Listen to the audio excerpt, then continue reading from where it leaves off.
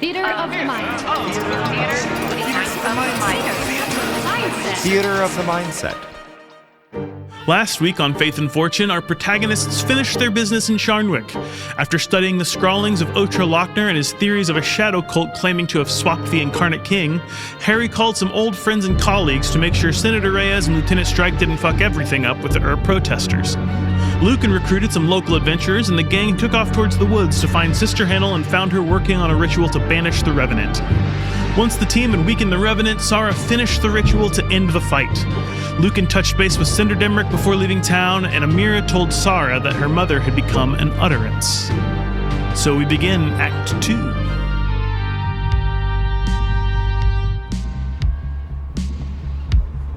Risinium City, the capital of Venethar, is built on massive stone islands in the estuary of the Stelshaw River and the Bellevue Gulf. On a mid-spring day like this one, the river's banks are near the point of breaking as ice-cold water floods the riverbeds with cold meltwater from the Ice Sky Mountains. The city frames the estuary on each side, with farming communities taking advantage of the rich topsoil collected from the flowing river. Seabirds and the sounds of ships give the city a distinct maritime ambiance that can't be escaped, and the smell of the salt air in the cold morning of spring greets the Incarnate King of Venethar, Asher Theophilus Zimri, as he looks north from his balcony in the Infinite Hall. His now much thinner red hair, but much fuller red beard frame a worried face. Wrinkles edge the corner of his eyes, and after a few deep breaths, he manages to relax his shoulders. Far below the high overlook, on the island south of King's Rest, the Senate looms with its high granite walls like a busy hive full of worker bees. Countless aides carry missives through the cramped halls, and Venethar's senators hold court in well-furnished rooms addressing petitioners and peers alike. Across the bridges known as the Triple Sisters, back towards the Kingswood, the Hill of Faith boasts countless shrines, all decorated by the people of Risinium City with small offerings to their countless gods, necklaces of Veneth flowers, small gold chits, and sticks of incense, the flames long since snuffed out. Risinium City is the heart of a healthy and prosperous culture and economy. Looking out to the Bellevue Gulf, the cumulus clouds of summer blend with the white sails of ships seeking safe harbor in the great docks. It has been a week since you, Sahra, have made outreach to your network of contacts seeking information. And finally, you have heard news back. Someone has offered to meet you here at the Great Docks with information. Who is this person, and how long have you known them? This person is Zeely Shrew, who is a peer of mine. She is a member of a spy collective that is mutually beneficial. We trade and share secrets among us, and there's a loose loyalty that accompanies that. So we're always careful of what we share and when we share it. So I go to the docks. I have on like a jacket of sorts that has a hood, but it's not. It doesn't look suspicious, right? I've got on just like regular walking clothes, like a long skirt and boots, and I'm just like people would wear if they're going about in the city, trying to look inconspicuous. Zeely is sitting at a table overlooking the Great Docks. She has this massive red and white sun hat on her head that kind of droops down just enough to shield her eyes, but you can see her red gold curls underneath spilling down her back. She wears a matching bright red dress that she has like a shrug over to keep out the spring chill air. She does not look inconspicuous at all. and she is casually sitting there, smoking a cigarette, looking out over the docks. Absolutely looks not out of place. I think it is. Risinium City is about as close to a world city as you can get in Sariel. There are many people coming and going, especially here in the docks. But what does look out of place is how little she is working. A lot of people are moving about. This is a place of transit, and she is just sitting there at a table. She has a cup of tea that she has brought with her, and she's just casually waiting for someone to join her. So Sahra walks up to her and says, "You going somewhere after this?" It depends. If this weather holds up, I could see myself staying here for a couple more hours. But please, have a seat. It is so warm in the sun. Good to see you, Zeely. How's things? Oh, things could be better, but when is that not true? Please, Sahra, sit. So, you said you might have some information for me? Oh, when I saw your request go out, I knew it was so interesting. I did have a bit of information that I think might be helpful for you. The Wainwrights that you inquired about, the ones who oversaw the passing of the previous Incarnate King, this Esau, they're very interesting. I assume that this is something of importance, though, for you, no? Well, if it wasn't important, I wouldn't have asked. That's true, you're always asking the best questions. But before I go too much further, we should consider a conversation of payment, no? Yes. So I have some information about Sender Isarn Halivard. Oh, I heard he is in town. And did you hear that he is possibly the leader of a cult? Oh, the cult. Yes. Interesting. Supposedly, there are murmurings around that there's possibly an attempt to change things up around Venethar, to say the least. Oh, and you think that this person is involved in this change, or might be at the forefront, or? He's definitely involved. There's no question if he's involved. The extent of his leadership is still undetermined. But if my suspicions are correct, I think that he's pretty high up. Do you think that is this something that the Church of Valdez is concerned with? Isn't that the question, though? Oh, Sahra, do not be so coy with me. We go so far back. Zeely, I know here's you the have thing. friends. I know, Zeely. Here's the thing, right? I think the church knows that this cult is happening, and one would assume that they would be trying to put a stop to it, but I don't think that's true. I think the church is trying to cover it up.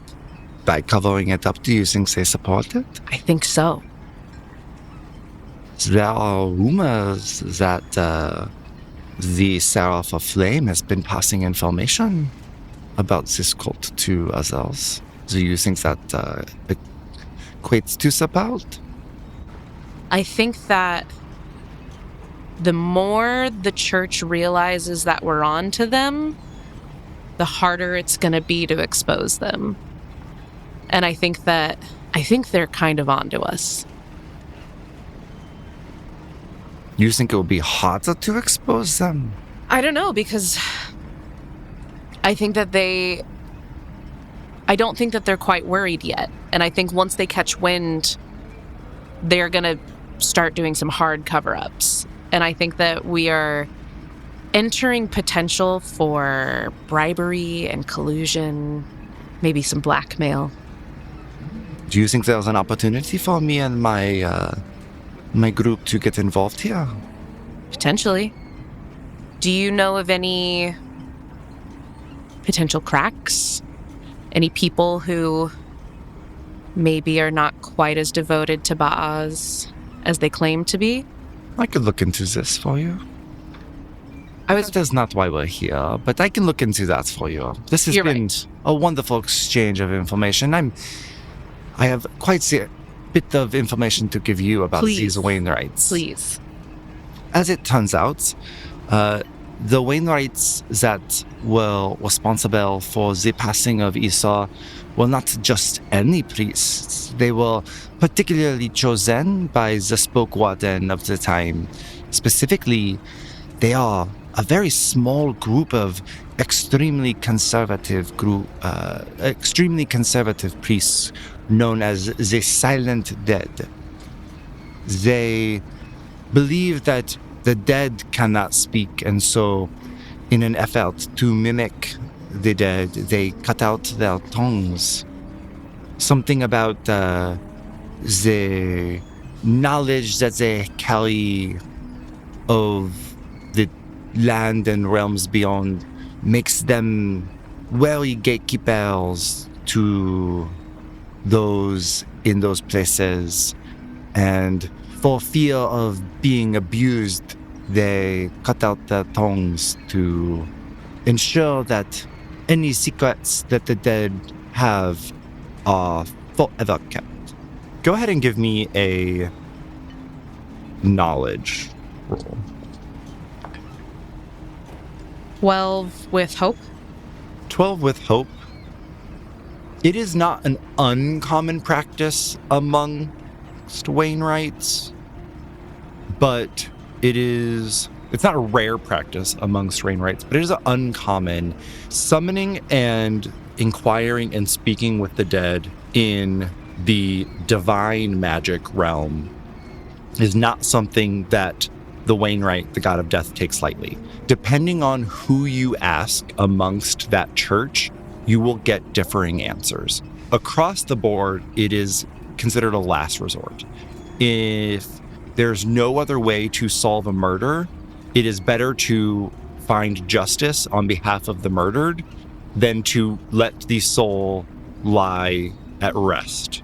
They will wake the soul, inquire as to who murdered them to get justice. They deem that most would deem that as a worthy use of their knowledge of death to seek that justice. It seems as though this group called the Silent Dead do not think that there is ever any excuse to disturb the dead. And so they cut out their tongues as a way to prevent that temptation from ever coming to pass.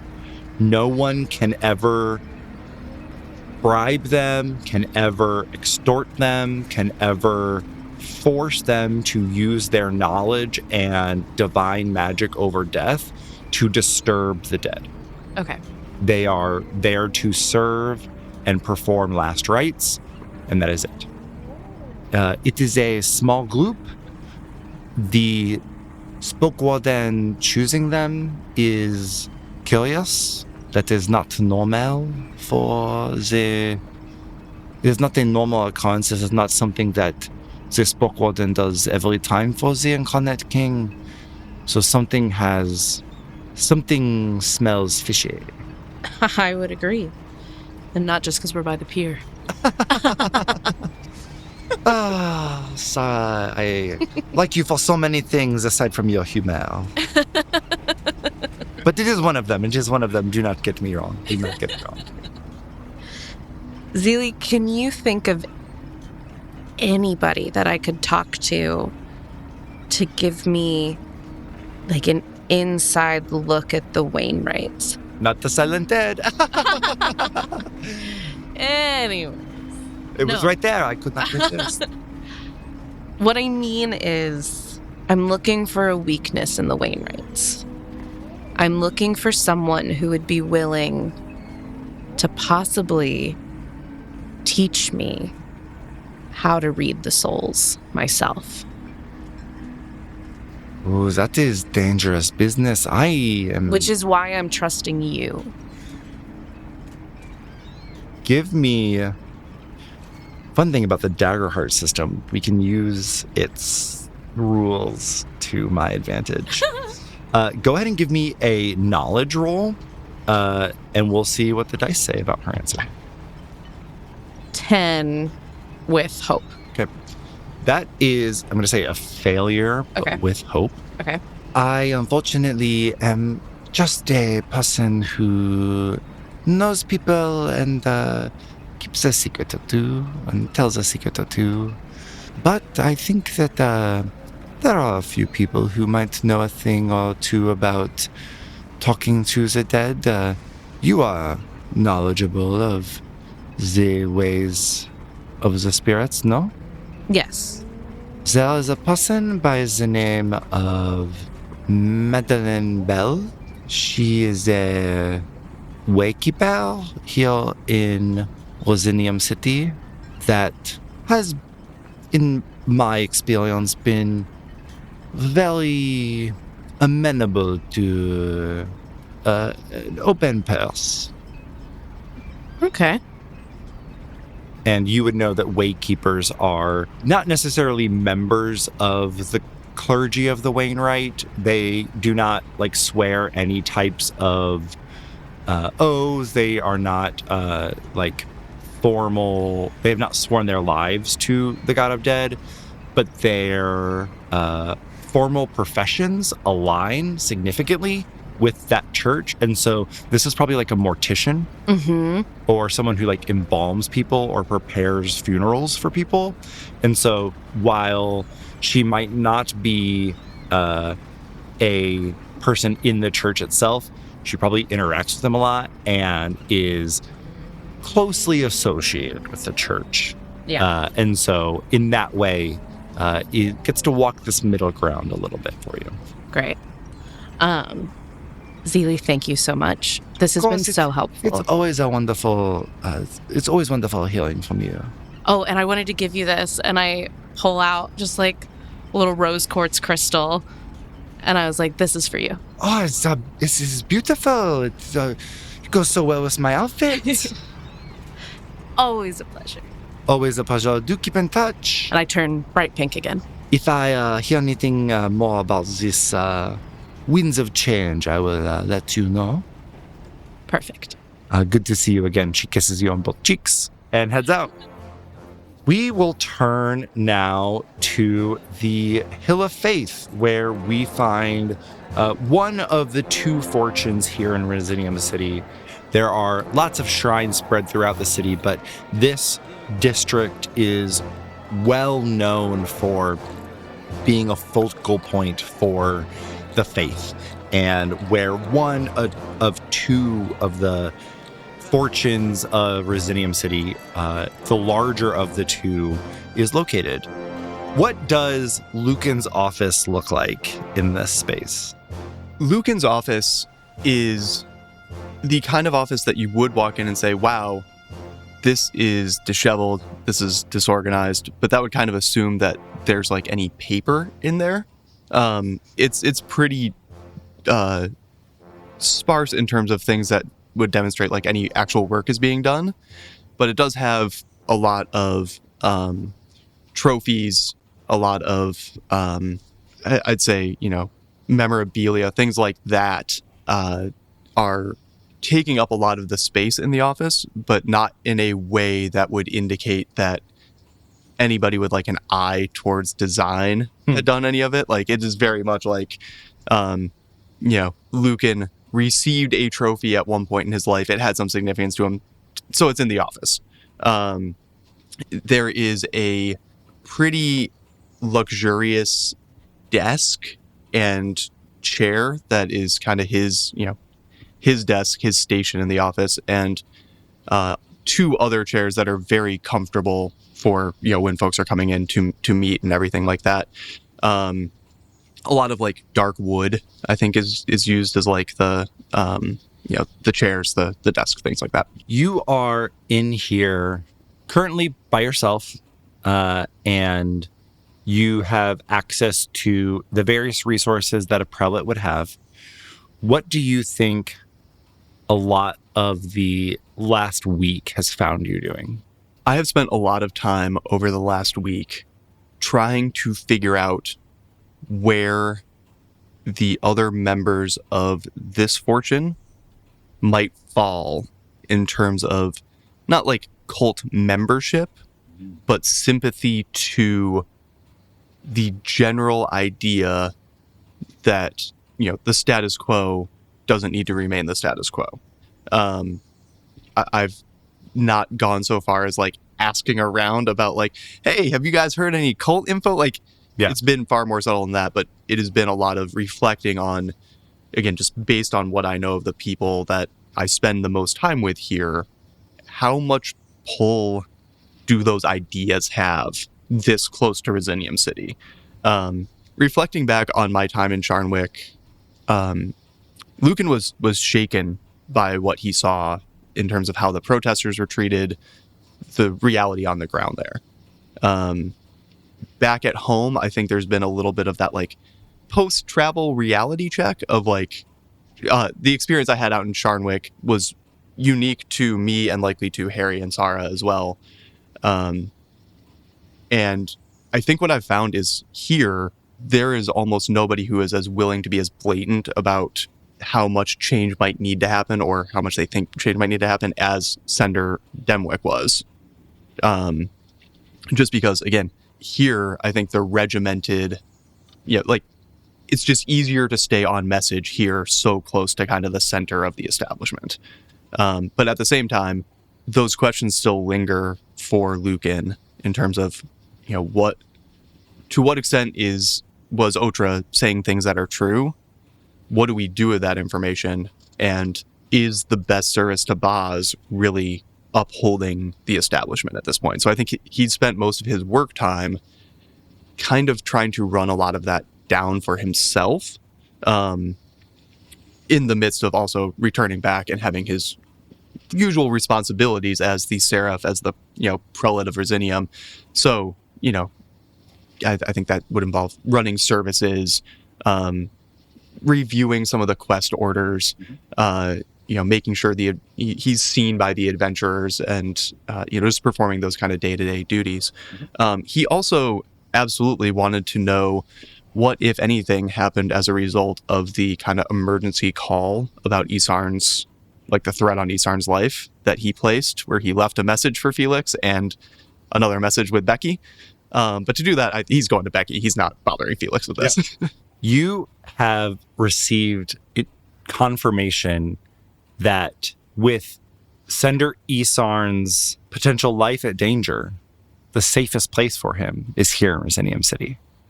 And so they have arranged for him to get transportation here.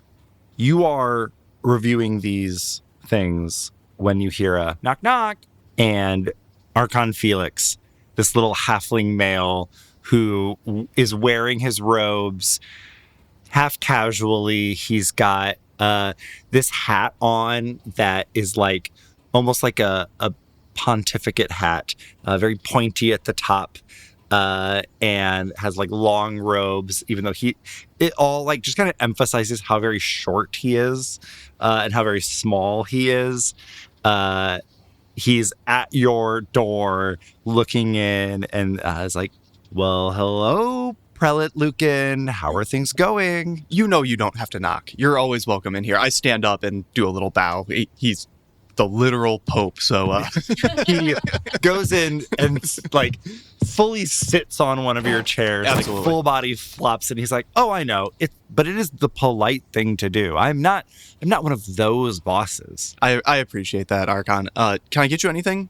Snack, drink?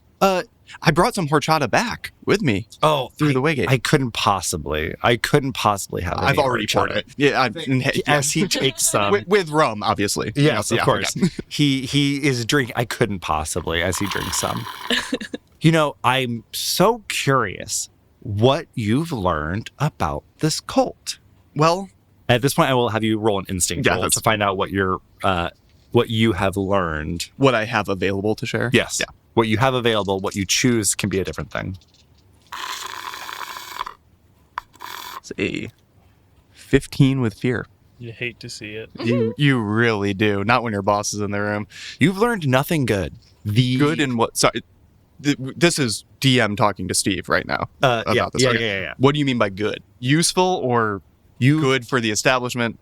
You have learned that the cult of change has really gotten a foothold in northern Venethar, largely in part due to the War of the Lost, which is just this war of attrition. When your enemy is comprised of the undead, and every time you lose a soldier, they add to the numbers of your opponents. And no matter how many times you hack apart an undead, they don't have vital organs. An arm can be an undead creature. It's got a hand. It can crawl along after you. They are looking for a literal change. The other side of that is the biggest doctrine that seems to be grabbing hold is they are now claiming that ambition with a ceiling is heresy. And they are accusing Arkan Rondalus of heresy, saying that he has been holding back and supporting an upper class, holding back a middle class from greater prosperity.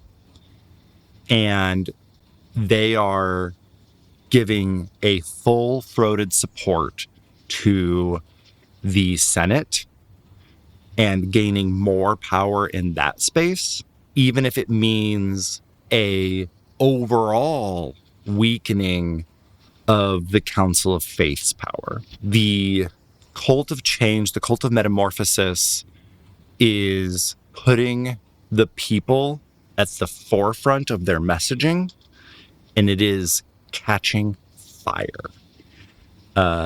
Everyone is saying that, like, there is no, celebrity here. There is no fame. It is lots of empowering of others. Like, this kind of explains Senator Demrick catching this bug and spreading it, because it's not about a cult of personality in this moment, at least not that you can tell. Right. Yeah, there isn't one figurehead where it's like, well, if we eliminated that problem one way or the other, the movement would fizzle. Right. Yeah. The other thing that you're hearing, and this is where I'm going to use this fear, is that they are going to demand that Arkan Felix Rondalus step down, or there are rumors that there is an anointed amongst the followers of the Cult of Change. And what an anointed means is it is a person who is claiming direct communication regularly with the god. So any god can have an anointed. And usually through some contest can prove that the god is willing to, like, stand up for them and put them directly from wherever they are in the ladder of hierarchy directly to the top. This is like a pretty rare occurrence. It has happened from time to time, but usually in times of war, if like someone were to fall, someone higher up, like, yes, we've got to anoint someone to take leadership now in this moment. Think like Joan of Arc style, like, yes, this person must rise up and claim the title because no one else will. Sure. Their willingness to claim an anointed is their way of saying, we have lost our way and we are willing to usurp the leadership. You would know if this goes poorly. The divine census is the way in which the Venetharn government quantifies the collective faith of the people and understands which are the 6 most popular gods. Every time a person prays to a god, a little bit of their soul becomes coded to that god for a period of time, depending on how big that prayer was, how important it was to them. So the god of death. Death is a major movement in a person's life. And so when they experience a funeral, a huge portion of their soul becomes coded to the Wainwright for a significant, sometimes their entire life. Sometimes a person is defined by a death of a family member. And so the Wainwright gets a huge portion of their soul for a long period of time. So when the census is conducted, the census finds that many people are associated with the Wainwright. A portion of their soul is associated with the Wainwright for a long period of time. If Baaz cannot get this cult under control, it could divide his followers, which will literally divide his portions in half, which would weaken the stakes he has. It would be one portion worships a Baaz that includes change, and one worships a portion that does not. And if you cut his quantities in half, he might not stand in the top 6 anymore. Yeah. Bad news bears. Correct. Yeah. So, what did you learn? All this floods back while he mid-sentence. How about another drink? He downs that one. All due respect, maybe a little slower on this pour. Arkan, when was the last time you were out of Risinium City? And I mean truly out of Risinium City. Well, I went to Five Cross a couple months ago, and you would know that Five Cross is like the burbs of Risinium City. Yeah. Yeah, that's what I thought. The cult? The metamorphosers? Can I use that term? Is that word? I don't know if that feels right to you. I don't think I You're pretty stupid, so that seems fine to me. The cult, it's gaining traction. And not just gaining traction, it doesn't even have a leader. It doesn't have people that we could defeat in any meaningful way. It's because those of us in Risinium City, it seems like we've become blind to what's going on truly out in the world. And there is pushback against, I think, what is considered decadence and what is considered elitism. I don't... Hold up. What do you mean doesn't have a leader? What do you mean disconnected from... these things... There has to be someone who is fermenting this discord. There has to be someone who is spreading these lies. I spend countless hours every day ensuring... You know how difficult it is organizing and coordinating the countless fortunes spread across Venethar. Absolutely. So explain to me how you expect me to believe that there isn't someone out there who's manipulating these people. Do we need to be funding? This is because of there's a literacy problem up north. Maybe they're not. Maybe we need to fund the education system better. What if instead of funding education up there, what do you know of what they actually believe? You've described it as lies. What lie are they telling? Something about, I know that they believe that change is required for progress. And I just don't see, we have seen progress in so many ways across the board as a people in the last 1,000 years that I really fail to see how there is a required linkage between change and progress.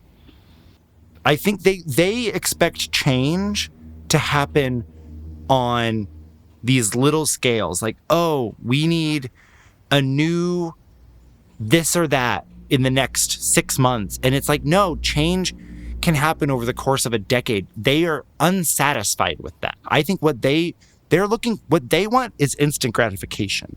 And I think you hear him say that as you look at him in his like comfy clothes and his having started his second rum and horchata, and kind of see some dissonance in this moment, and also hear what he is saying and have heard, in fact, of some of the difficulties that there is a bit of unchecked change that is a part of what they are propagating as well. Mm-hmm. Yeah, absolutely. Yeah. What I am understanding is that for so many of these people, they don't have a decade to wait for change. I don't think it's instant gratification. It's what I saw on the most recent mission you sent me on was a significant population of people who are being treated as, at best, second-class citizens. Those people asking for change in 6 months and working towards change in 6 months, they don't have the luxury of a longer time frame. I'm not saying we capitulate. I'm not saying, yep, the cult should take over. But if we're being honest with ourselves, for the church to survive, we might need to do some listening instead of immediately going Church to survive? Hold up. What are you talking about? What do you mean, church to survive? Have you not heard? You are my ears. The cult is saying they have an anointed, Felix. That's not... No. I'm not saying they do or they don't. I'm telling you what I am hearing. If that's the case, we are in deeper shit than I think you realize. I'm going to spend a fear in this moment, and Felix stands up from the chair, and all of the light in the room takes on a faded quality. There is almost like a vintage screen of sorts that mutes everything around him except for his appearance. You are suddenly aware of almost the feeling of crashing waves and the ocean outside being in this room as he looks at you and brings the full weight of his position in this moment and says, "Find this so-called anointed prelate of flame. I'm tired of you being a shining light. I want you to fucking burn. Do you understand?" Yes, sir. Loud and clear. And he walks out. I will say, I think that Luken has never seen this side of Felix before. Like, I would say this is a new experience. Like, I've been a climber. Like, I've been a equivalent of a gold star student in this church, and this is the first time I've been on the receiving end of this. So I open the bottom drawer in my desk and pull out the good booze, and with like a shaky hand, like pour myself some, and just like, I don't think the lights have come back up. I'm just gonna like sip my whiskey in the dark and come to the realization that like I too am in deeper shit than I think I thought I was. We now move to the Senate. The Senate is often referred to as the newest building in Risinium City, but is hundreds of years old, merely because it is younger than most of the churches on the Hill of Faith and the Infinite Hall where the Incarnate King resides. Its reputation for being young and new continues on throughout the years. It is bustling with people as representatives and senators move throughout, aides and individuals from other areas of Sariel come and go, constantly with busyness and bustle. We find Senator Pinch's office in the northeastern quarter of the Senate. On the outside of his office is a golden circle emblem with a black center. Beanie is at a desk near the front, numerous papers on the desk, her automatic pen writing away as she mentally dictates out notes from a recent outing at a meeting from the Commons. She perks up when she sees the office door to Harry's office open. The door flies open. Harry comes out, is putting on his jacket and tightening a bolo tie, and just goes, "Being a meeting with Constantine. What homework do we have outstanding with him? What haven't I done?" Oh, with Constantine? Yeah. What did he ask me to do that I haven't done yet? Oh, okay. Well, it's Just top line. It's okay that we haven't done it. It's fine. I just need to know what it was that we haven't. Just the top line? Yeah. It says here you do owe him a response on resolution 68A. Something about repairs to the sister bridges. Okay. Great. Honestly, in my opinion, I would vote no. Great. It's just not. The contractors he went with are not the most financially sound. A few years ago, they didn't fulfill their contracts at, in my opinion, an acceptable rate. Okay. And I just don't think we can overlook those kinds of things. I love and it. what would another couple of months searching for other contractors hurt? Love it. Great. Thank you. I mean, he's got all the time in the world. All right, I'm off. The Thanks, margins on the project don't look good either. You're in charge. And Harry starts walking towards Constantine's office. Harry's office is fairly minimal. Neither Beanie nor Herry care to create a lot of event around their office. It has a function, and the purpose of their job is not limited to that space. Yep. Senator Albert Constantine, the longest serving senator in the Circle of Gold, which is the collection of senators who represent Risinium City, feels the exact opposite. His office has an extension that he managed to fund 200 years ago, and the sitting room that you approach has 2 sofas sitting in the front for you to wait at, and an assistant greets you as you approach the door. Chris, great to see you. I'm here to meet Albert. See, I got a few minutes? Do you have an appointment? I mean, I was just told by Beanie that I had to come over this way, so I'm assuming she made an appointment. Oh, yes, I see. Great. Of course, yes. Does he need a few minutes, or is... Yes, please have a seat. Yeah. Can I get you anything? No, I'm fine. Harry walks out the door and just starts talking to people out in the hallway. And it's just, hey, Tom, how you doing? Hey, tell your kid happy birthday. What is he, 19? Oh, the years fly by. The kid's 21 at this point. That's insane. Insane. He's taller than me. He's taller than me. That's not saying that much, Tom. Okay, well, you didn't have to say the quiet part out loud, am I right? I mean, look who's talking. He's been taller than you since the age of 10. I'm sorry. Oh, Chris. Senator Pinch? Senator Already? Pinch? Yes, Great. Senator Constantine is ready for you. Great. Harry walks straight into the office and just goes, Senator, 68A. I know I owe you a response on that. The sister bridges are a nightmare. Those contractors are a nightmare. That's all. I mean, they've never been on time. They've never been on budget. That's my opinion. You asked for what we thought about it. Sorry, I'm behind on that. Do you understand how many months that we spent looking for those contractors? Senator Pinch, this is...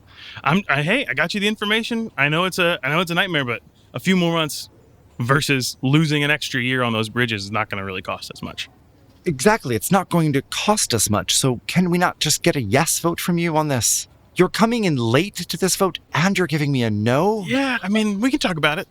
I'm sure you have more pressing things to get to right now, but I just wanted to make sure after doing our due diligence, it's ugly. Even not pressing things become pressing the later you wait on them, though, Harry. I mean, you've waited quite a long time, right? Is that a joke about my age, Yes, Harry? you're ancient, Constantine.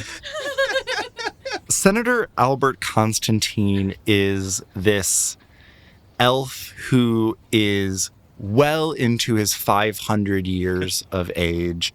He physically stopped aging about 300 years ago, but that includes his style of dress. Sure.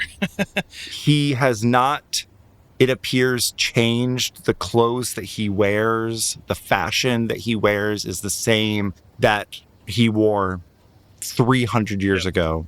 He has been in this seat for longer than any other senator in the Circle of Gold. There are a few other senators who have had seats longer than him, period. He has served on the Senate for such a long time. He is many, many things. People would describe him as a servant. They would describe him as predictable. And they would describe him as haughty. The problems that he has had, largely, he would say, are a result of everyone else being far too unpredictable and too quick to move on. I love it. He gestures to a backless chair for you to sit on. Oh, let me hop up here. Yep. You got the high rises. Okay.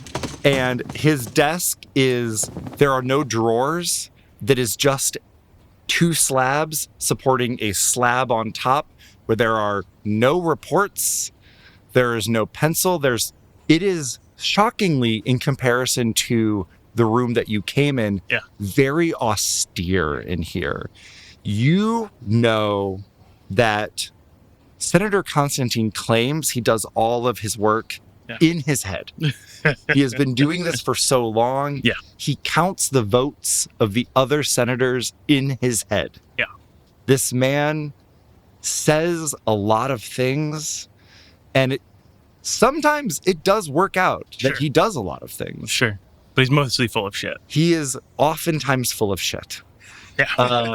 But his seat is so secure. It's not going anywhere. He can't go anywhere. I love it. And so that leaves him, because he sits on the small circle, which is a group of 15 senators who represent the 15 largest cities. He is the senator that wholly represents Risinium City. Sure. Which puts him at the top seat of the Circle of Gold, which is all the senators who vote collectively, typically, as the Circle of Gold. But the small circle represent 70% of the population of Venethar, so are arguably the more important senators. He is I don't want to put words in your mouth, but maybe a constant thorn in your side. Absolutely. In as much as you are in his. Absolutely. I would like to think that we're not enemies, but we just don't quite land. You function in opposite ways. Yeah.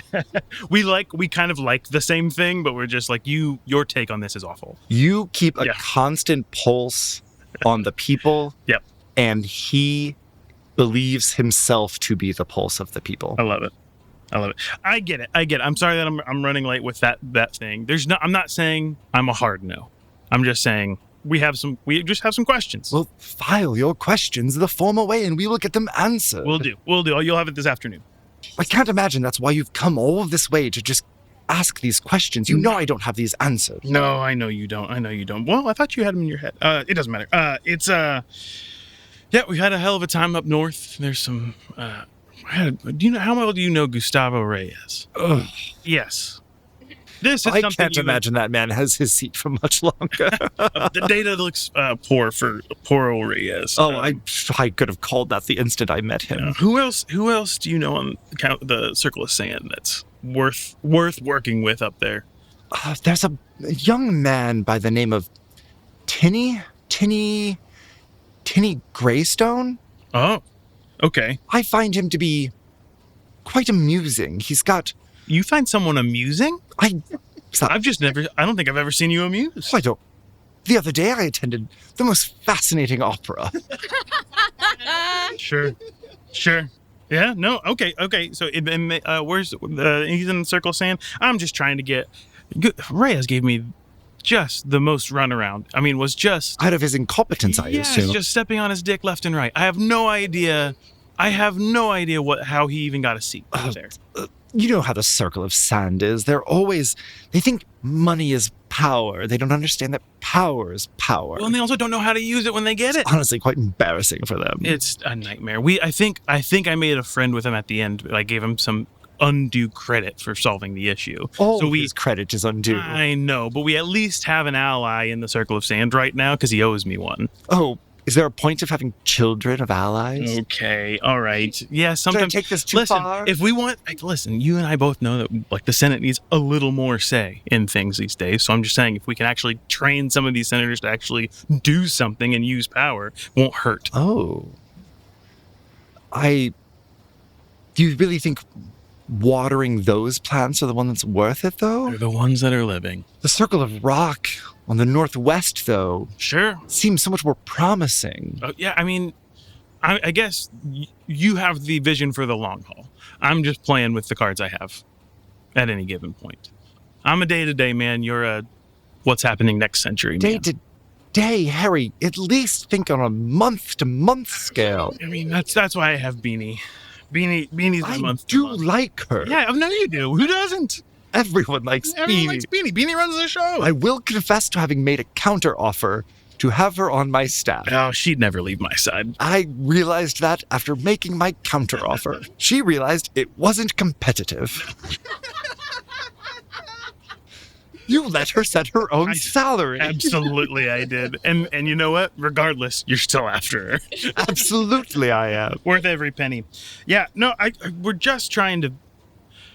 We have who we have right now. I mean, I don't know how long Reyes actually has in the Senate at this point, but I don't know. I guess I'm at the point where we can want power all we want in the Senate. But at this point, there's whole swaths of us that are incompetent in using it. We are preparing to put forth a resolution to the Council of Faith, but with power so centralized, Yes. our hopes would depend on convincing members of the Council of Faith to give up their power to us. Seems unlikely. What's the play? Why would they? Give me a presence roll. Can I use You've Got a Friend? You sure can. Yeah. 15 on the die plus 18 with hope. The Council of Faith depends on stability. So long as the 6 faiths remain the most popular, there is never any change. Every so often, one of those seats shifts. And in those moments, the influx of power is, and I don't mean to sound dramatic here, gargantuan. Yeah. And I think that in that moment is the moment that we strike. Well, your moment might be coming.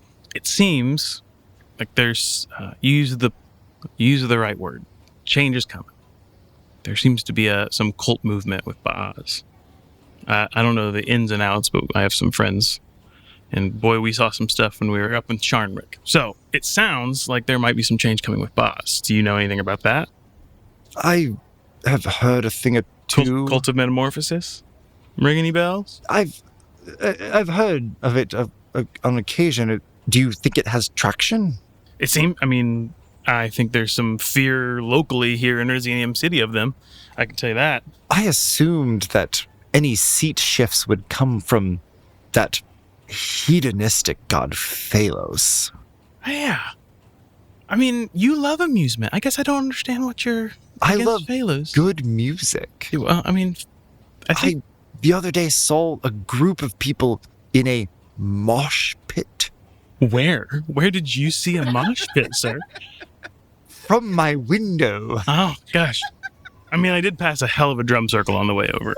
Disgusting. They think that they can just have their worship ceremonies anywhere. Yeah, The world is a stage, some pish-posh like that. Harry is grinding his hands against against his chair as a non-religious person that is a straight up fucking bard. Okay. Sure, you can. There's always someone at the bottom end of the Council of Faith, but it doesn't seem between them and Boz being kind of buddy-buddy these days with the whole branding and marketing end. They are I think hand in hand. I think they're very safe in that. But there seems to be some movement happening in the cult of metamorphosis within the Baz church that at least has some people worried. And we saw maybe some bits and pieces moving out in Sharnwick with the sender out there. And so I don't know. That might be the change that's coming. Are there ways that you think... Do you think that this movement merits backing?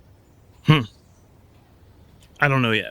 I don't know. To be honest with you, I'm not sure if formal backing will help them or hurt them. I would never give formal backing to a cult. Of course. But I think it's a delicate game. I think they're a leaderless sort of movement here. What does that mean? Yeah, you wouldn't. It seems like they actually believe in it, and it's not necessarily a cult of personality. I think that more than your leaderless statement is something that registers to him. Faith is a real magical substance. Yeah. And if people are truly believing in something, that can change a god. Sure. He says, if there's evidence that Baaz is changing, not to make a joke, then we need to be ready to seize this moment. The people can no longer be represented by their beliefs. We as the Senate are a far better representation of their needs. On this, we agree. Can I do I don't know if it's an insider knowledge on, do I know what his real plan? So obviously there's a resolution that they've just are sitting on. Does he have any other real plans that are maybe less public that I would kind of know about or have been watching on making some moves? Give me a knowledge check. Can I use my Loreborn? Well-read, you have advantage on rolls that involve history, culture, or politics of a prominent person or place? Oh, absolutely. Come on, baby. Give me that. 17 with fear. I think I'm trying to get a sense of how effective this person actually is for this change versus just chit-chat. Sorry for selling out your church, Steve. Seems to be a trend nowadays. So Herry is a, fuck the churches, I want the Senate to have power guy. So There are few people at the Senate, barring maybe the first senator who leads the Senate themselves, who has more knowledge about how the rules of the Senate work Gotcha.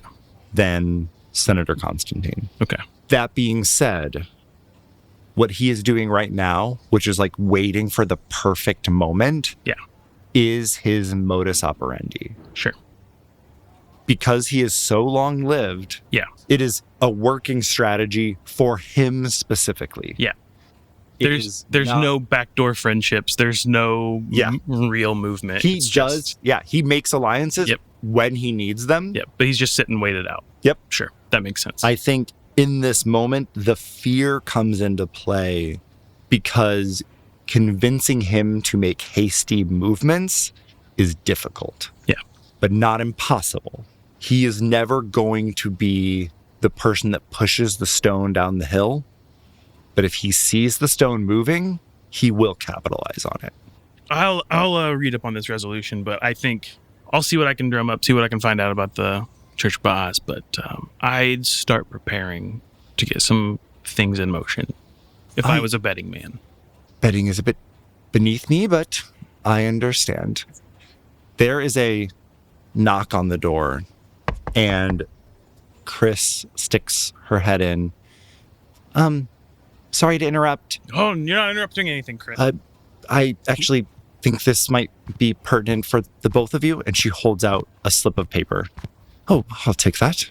Reads it very quickly. His eyes don't react a ton, but he does look a little shocked. Okay. And then he hands the slip of paper to you. And it reads, Hilford has been besieged by a large contingent of the fallen, and they are requesting aid. Louise. The nearest outpost, meaning a military barracks, is unable to navigate to them in a strategic or quick fashion due to a blizzard. This does not rule out their intervention, but will come with significant sacrifices. They are convening a group of senators and relevant officials to make the next decision on what to do. Great. Do I know who those senators of that region are? You do? Yep. You are also invited. Love to see it. You, Prelate Luken, are invited. Mm-hmm. And Sahra, you are also invited. The A-team. Well, this looks pressing. It does. I think we need to head to King's Rest. Shall we walk? Oh, I suppose. Yes, let's go. He goes over. You see he has a number of umbrellas that he is going to choose from to protect his skin from the sun. Bring the yellow one. The yellow one looks so good against your skin tone. It does look nice, but do you think it clashes against... No. Yellow is for Tuesdays. A little pop of color never hurts you, Albert. Okay. He tries it out inside a little bit. This will work. Yeah, looks great. And the both of you head out. The Infinite Hall of the Incarnate King is the largest structure in Risinium City. It sits at the crest of where the Stelshall River meets the Bellevue Gulf.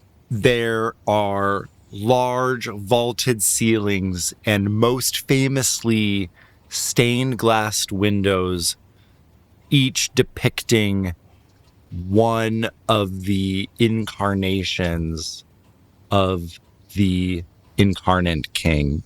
The various rooms and spaces within the Infinite Hall are all dedicated to the governance of Venethar, but we find ourselves now inside of a dedicated war room. Gathered here is Prelate Luken Mascar, Senator Herry Pinch, the Ward of Venethar, Sahra Kassane, Senator Albert Constantine, dressed in his military garb, General Chavalotner. Also seated across from him in equally militaristic garb is First Commander Sangaro Naro, who sits on the Council of Faith for Ataline, the goddess of strength, discipline, and war. Also representing the Council of Faith is Mother Damaris III, an elven woman with some Fae ancestry.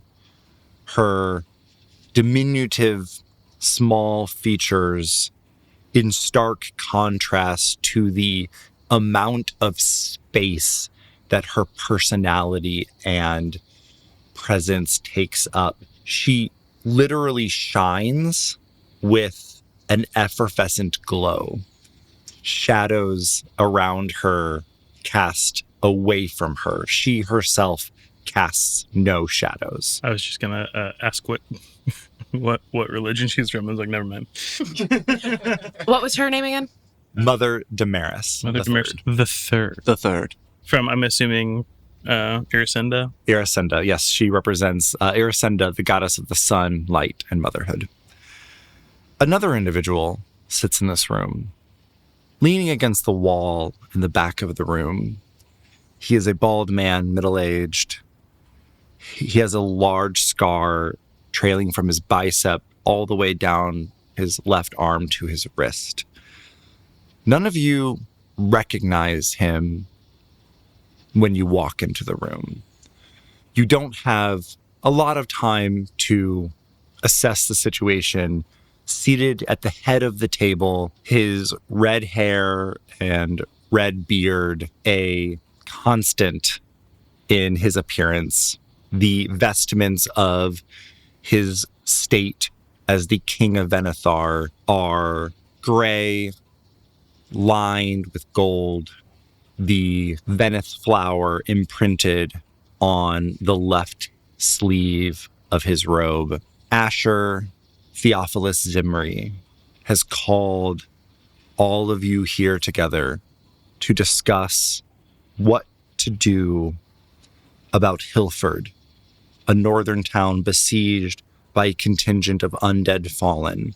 As previously informed, each of you know that the nearest military outpost would find it very difficult to make it to Hilford in a timely fashion or in a strategic fashion due to an unexpected blizzard. We're here to discuss options and priorities in this moment. Other information you would know, about 200 people live in Hilford. It has a couple of defining features, not the least of which is it has the Temple of First Light. Hilford is a town located at a pretty high elevation, and the Temple of First Light is a temple dedicated to Iracinda, said to be her highest temple altitude-wise, and receives the first light of day in Venethar, and is the reason why Mother Damaris is invited to this moment. She represents a unique interest in how this discussion will go. I will let you each roll one quick thing if you want to gather a little bit more information about the room or Hilford or the situation at hand. Harry wants to do two things. He wants to, as someone who prides himself on knowing everybody, wants to clock the bald dude in the corner. Will not let unknown face go away. Can I use my lore-born adventure novel roles of history, culture, politics of a prominent person or place? Yep, give me a knowledge roll. Senator of Venethar? Or you've got a friend? I think you've got a friend will be more applicable. Great. 19 with hope. This is Sender Isarn Halavar. There he is. There he is. I make as soon as I clock who it is, I make eyes at Luken and kind of just nod the other way. I return those eyes and also nod back. Yeah. Basically, he's doing that on his way, but straight to General Lautner, and just half apologize, half thank. Hey, General, I'm actually very sorry to even have to get you involved in the matters last week with the protests and everything, but I appreciate you answering my calls and helping me get that whole sticky situation solved. Appreciate it. Think nothing of it. I was happy to look into. It was a real issue, and I was happy to look into it. Great. Thanks so much. Good to see you. Good to see you as well. Yep. Wish it was under better circumstances. Yeah, me too. Sits down. Sahra? Does Sahra know why she was chosen for this particular thing? Does she have any inclinations? Can I roll for that, maybe? Yeah, you could absolutely roll for that. Okay. I'll roll for that. What would that be? Would that be null or instinct? Yeah. 13 with fear. You are definitely an odd person out in this. Yeah. Everyone here is here at invitation of the king. While any official movements of the military will require official vote by the council, the full Council of Faith, they will take a recommendation from relevant parties. The unique quality you have in this moment, you are the only person in this room who has any knowledge of primal magical arts. Sahra is going to just find an empty seat and she's going to quietly sit down, but she's just taking in her surroundings. She's not quick to say hi to anybody or chit chat because she's worried she's going to say the wrong thing. So she's just going to sit down. I'm going to spend a fear. Okay. Mother Damaris looks in your direction. Her eyes squint a little bit. I'm sorry. You are the ward, correct? Yes, that is correct. Oh, I wasn't expecting. It's good to have your voice here at this. Thank you very much. Is there, if there's anything I can help you with while you're here, I'm happy to be of assistance. That is very kind of you to say. Thank you for the warm welcome. Of course. I'm sure you know, but matters discussed in this room are sealed to this room. Yes. Oh, absolutely. It is a true honor to be included, and I would never want to do anything that would jeopardize my allegiance to this room and to Venethar and Risinium City. I am reassured to hear that we are in agreement as to where your allegiances lie. Do I know what color dress she's wearing? She is wearing a bright yellow sundress. Okay, great. So I I'm going to change my color so that I'm matching the color of her sundress. And I'm like, that is a beautiful gown that you are wearing. Thank you very much. I appreciate the compliment. Luken. Luken just strides right over to Isarn. I don't think they've ever actually met each other yet. Extends his hand for a handshake. Nice to meet you. Hey, I'm Luken Mascar. I'm the prelate here in Risinium City. He bows. I'm aware of who you are, prelate. Glad to see that you are well. I was, frankly, very worried when I learned that there were threats against your life. How are you doing? I'm doing quite well, and as I understand it, it is you that I need to thank for that well-being. Yeah, I passed that note through, but we really have Becky to thank for any message getting out of Risinium City. Truly, half of my prayers are to Becky. Truly. Though, you do look like you can handle yourself pretty well. Do you have any idea why you and I got invited here and not the Archon? As I understand it, the prelate can speak on matters for the Archon. Yeah, that is true, but to be honest with you, I feel a little out of place with Mother Damaris here, too. That's a little above my pay grade, even. I am sure we're all here to contribute what we can. Yeah, well... And I'm sure you are more than capable. I appreciate it. I would like to use my Detect Wise roll for the capable of... does he actually think I'm capable, or is he, lying through his teeth at me? That's the roll I would like to make here. Yep. Vibe check. Vibe you have an ability just called vibe check. I'm assuming it's presence. And then I don't know what it says. Sorry, I have advantage on rolls to detect lies, but you have to tell me what roll it is. Like instinct. Yes, it says presence. Oh wait, perceive. Yeah, instinct. Instinct. Yeah. Okay. Instinct roll. It's with hope, so that's nice. But it is, even with advantage, a 6 with hope. Oof. His face is impossible to read in this moment. He is not even giving warmth. He is treating you as a superior and offering you the kindnesses that you would give someone befitting your station. Gotcha. He sees no reason why you can speak for the Archon. So why are you doubting yourself? Then I take a seat.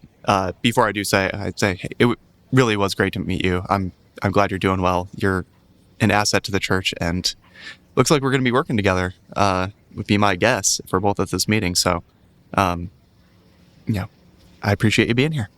Thank you. King Asher gestures for all of you to have a seat. There are enough seats for everyone, unfortunately, except for Isarn, who remains standing at the back of the room. Mother Damaris opens her hand, almost in a benediction.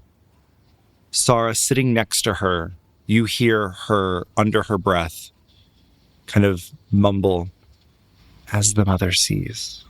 And light pours from her hand, creating a map on the table, depicting the mountain ranges surrounding Hillford. The map is fairly detailed. You can see where Hillford is. You can see the outpost several days' travel away.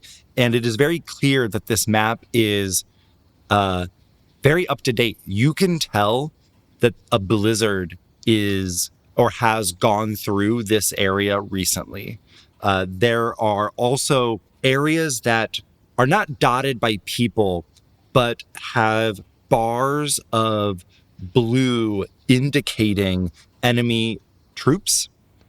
And you all assume that this represents the groups of fallen. There are 2 separate groups kind of flanking the 2 roads that approach Hillford. This is the most recent information that the mother has seen of this. And if I get new information, I will be sure to update us, but I think this is what we have to work with. Asher says, "Thank you, Mother Damaris. I appreciate your contribution in this moment. I have gathered you all here as the individuals to bring a recommendation before the Council of Faith. Each of you have a level of expertise or a stake at play in this decision, and know that whatever we bring before the Council of Faith will be a decision we reach likely not with ease. And any options discussed here at this table can be brought without judgment. There were no easy answers in this moment. What we know is there are two contingents of fallen approaching Hilltop. The Ice Sky Mountain Outpost 37 is 4 days away currently. If this blizzard continues, it could take longer. These troops are less than 2 days away. The citizens of Hillford, the guards there will be unable to defend themselves for any long period of time and cannot withstand a siege. We will need to make a decision about what to do and how to handle this situation now. We can consider way gates, but there is no direct way gate to Hillford. We cannot teleport there. I will open the floor to questions and ideas. What would Herry know about transportation other than waygates? Is this an airship situation?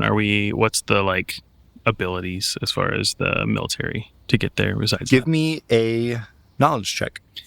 Can I use my loreborn? No. History politics? No. Okay, fine. This is military. Fine. 7 with hope. Military strategy is not your expertise. Not one bit. There are airborne ships that are at Venathar's disposal. Risinium City is called Risinium City because Risinite is a naturally occurring mineral in the estuary, and Risinite is the #1 component in teleportation magic. So they've invested hard into teleportation magic and not into air travel. Physical, yeah. That being said, they do have some. They are largely dirigible based, and this high up and this far away, you're going to run into the same delayed, slowed action that you would run into with the troops that are far away. Cool. The issue at hand here is the blizzard is slowing the reaction time that the outpost would have. Yeah. Is there anything that can I roll to see what I know about weather magic? Yes. Give me an instinct check. Oof. Is there anything that I can do?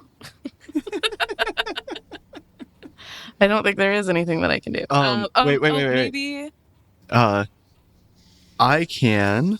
Yeah. I'm gonna spend 3 hope, once per session. After me or a willing ally within close range makes an action roll, I can spend 3 hope, and you can re-roll.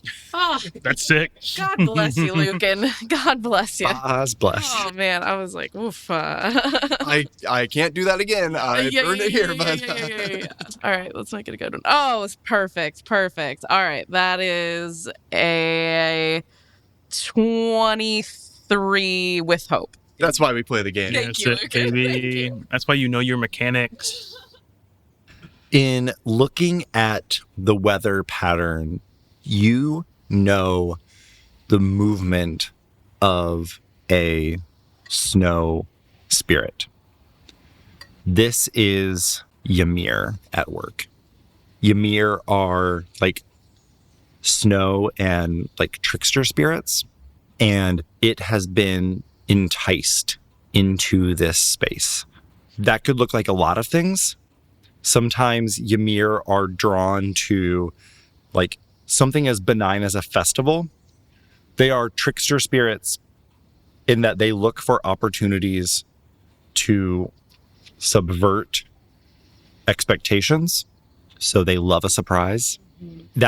So whatever drew it here, I want to be clear, might not have been a person, but something caught that Ymir's attention and drew it to this place. When it comes to primal understandings, or a primal magic user's understanding of what is quote unquote naturally occurring is a lot more fuzzy than another person's understanding. You don't look at weather patterns and think, oh, well, hot and cold currents mix to create this. You think spirits interact and finagle and interrupt with chance and things like that. So you don't just see a blizzard, you see a Ymir influencing this blizzard. So Sahra's going to sit up nice and tall and put on her best, like, dignitary diplomat voice. Still bright yellow. Still bright yellow. As I understand, I have been brought here as a representative with knowledge of primal magic. And from what I can see of these weather patterns, it is to my knowledge that this blizzard is being caused by Ymir spirits. And I believe that it is possible for us to find a magic solution to this weather problem that would allow our troops to get to Hilford in a quicker manner. King Asher speaks up. When you say a magical solution, do you mean a primal magical solution? If it's a primal magic problem, then the solution is going to be a primal magic solution. Is that something you're capable of? Maybe not on my own, but if I were allowed to have maybe a mentor or an adversary that could assist me with this, it would become much more likely and much more possible. You see General Chava speak up. I don't think anyone's going to stop you from that. Do you have someone in mind? Do I have someone in mind? Can I roll for that? Yeah. Instinct, probably? Or yeah. knowledge? Knowledge. Okay. That is a crit. Hell yes. I was like, okay, if she fails, Harry's gonna be like, woo, I know at the academy that's setting. Oh, never mind. Doesn't matter. Not to brag, it was a 12 crit. Yeah, too. like truly. That's a Truly the critical, best a possible critical roll. spread. the critical of criticals. You do know of a group of people who would be helpful in this moment. There is a group of wildfire druids that you know have been hiding in Risinium City for the last month. They are of Venetharan descent, but they are vehement supporters of independence for the Steelmarrow tribe and have been rallying support to make a trip to the Steelmarrow tribe's annexed land. You could convince them to help you in this time. What they lack in individual strength, there are 6 of them, and primal magic loves 7. Sahra looks back at Asher and says, I believe I know the perfect group of people who could help us with this particular issue. They are a group who are familiar with wildfire, and I think that with their help, this could be a very good solution. Is this something you're going to be able to do from here immediately? This is something that we could solve from here immediately. Getting rid of the Ymir. Yes. That would give us time to get the troops into place. Exactly. At least they would be able to get there faster. The first commander, Naro, gets out 2 sending stones and turns them on and indicates that Senator Rogers, who is the senator for Hilford, and second-ranked Ida Moman is present on the other side of the line. Second rank Moman is a priestess of Adeline. They say, we're here for you. Do you have news of what plan of action we can take? King Asher gestures to you, Sahra. Hello.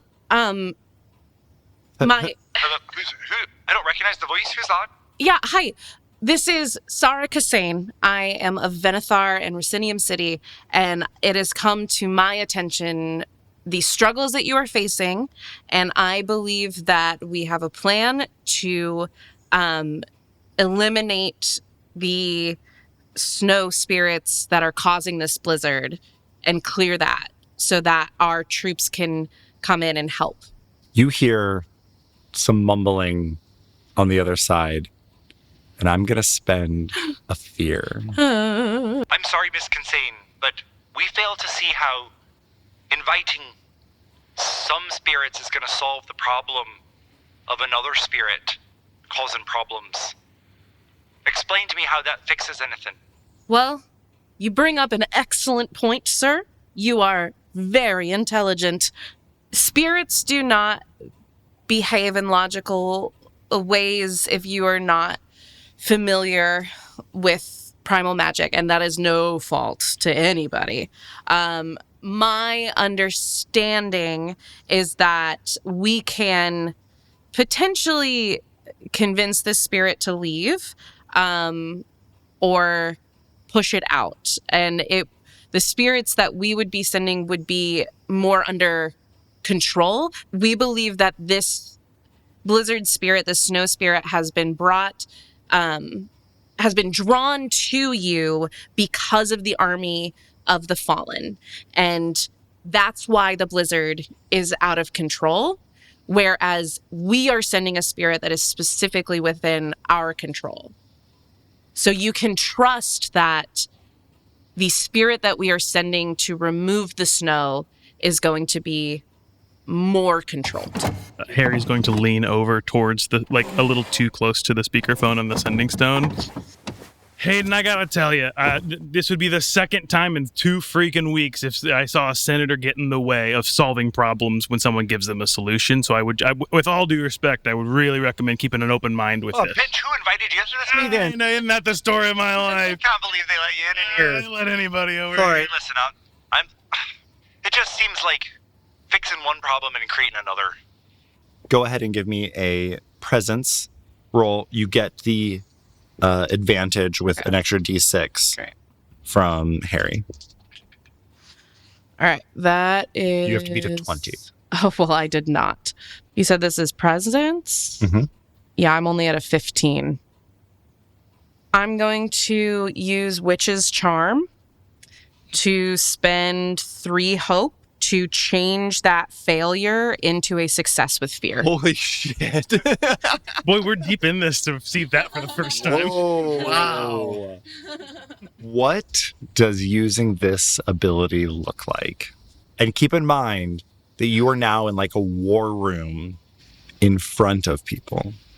I think what this looks like is I'm going to say to him, I understand you're scared. And I understand that the things that are scariest to us are the things that we don't know. But I am giving you my word as a ward of Venethar, as someone who has lived here my whole life and has studied proper magic.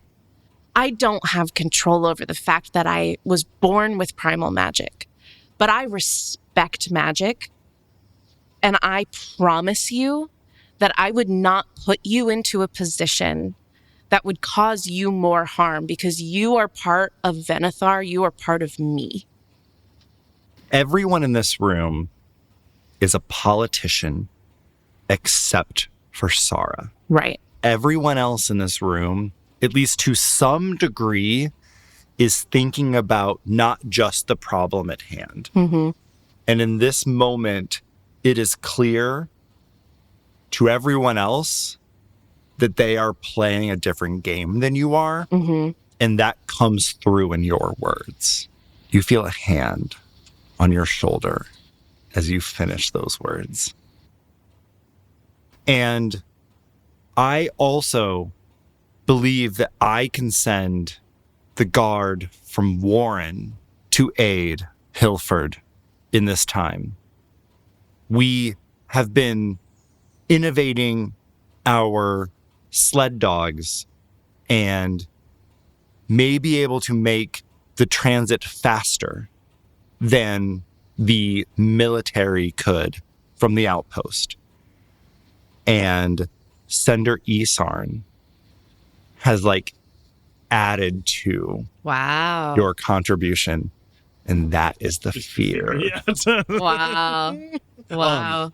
Above the table, if you make the guy with cool dogs a villain I have to deal with, I'm gonna be so pissed at you. The cool dogs and the scar and the Right. I know what you're doing here. I just want you to know it's bullshit and I hate it. King Asher says, more military support definitely seems like a good idea.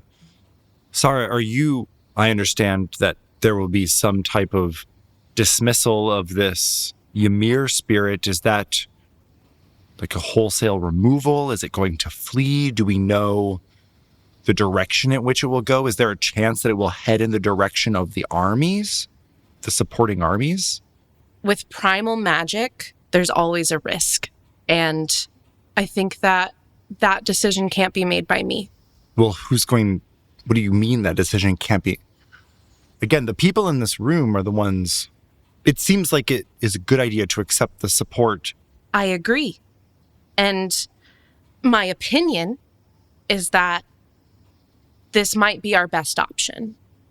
But it comes with the knowledge that there are no guarantees. There are never any guarantees, girl, as Senator Constantine speaks up. Herry very obviously rolls his eyes and just kind of leans back and just okay, here we go. Seems like the girl is giving a good suggestion, and I think we should take it into consideration, especially with the support of Senator Halliward here. We have an alternate route of military support, increases our chances of backup coming from multiple directions. Yeah, I think here's just another question backing all the way out, regardless of storm or no.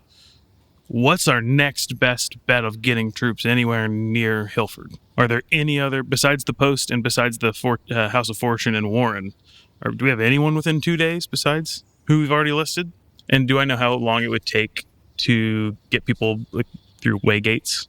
I guess what I'm asking is, do we have any better options as it were? Senator. Yeah, yes, sir. Maybe that would be a good question for Senator Isarn. He's a senator from that area. He has plenty of experience dealing with the Fallen. Yep. Senator, what is it that we don't know?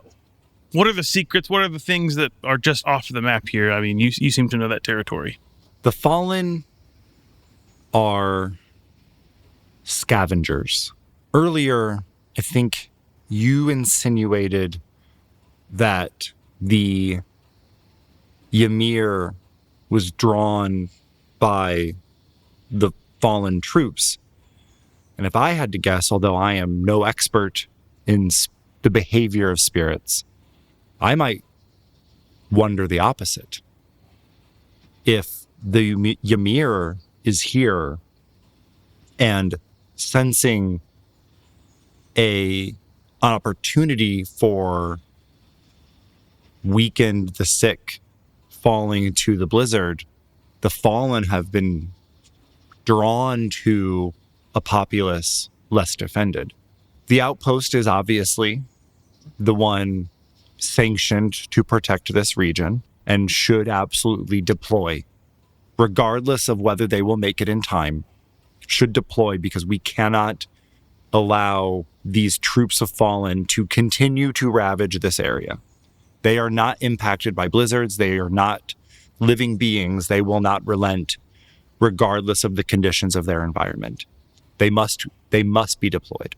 I am offering the Guard of Warren, knowing that we can be sustained by the various adventurers who have gathered at the Fortune of Warren.